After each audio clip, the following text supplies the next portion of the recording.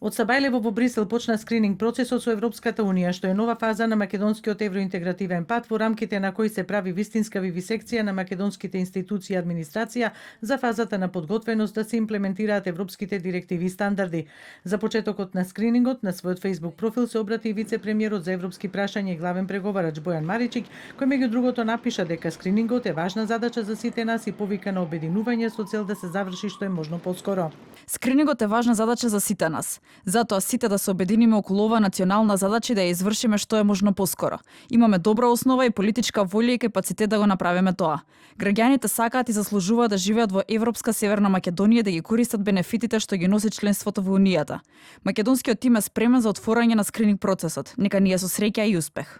По објаснувачкиот скрининг почнува фаза на билатерален скрининг, кога секоја од 27 земји членки на Европската Унија има право да праша и да даде забелешки за тоа како планираме да изгледа динамиката на реформите до оној рок што го зацрта владата 2030 година, вели директорката на Институтот за европска политика Симонида Кацарска. Забелешки ќе има, целта на вежбата е да има забелешки. Очекуваме дека ќе каскаме во многу области што се комплицирани, скапи, како што е животната средина. Тука има големи планови кои што треба да допрва да се направат. Генерално ние не стоиме идеално во однос на економијата, во однос на кластерот на внатрешен пазар, кој што е основата на функционирањето пак на Европската Унија.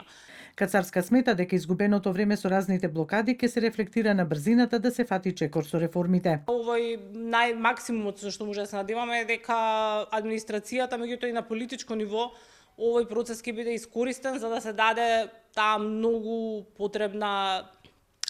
потребен ветер во грбот на реформскиот дел од администрацијата која ќе треба да го понесе товарот на преговорите.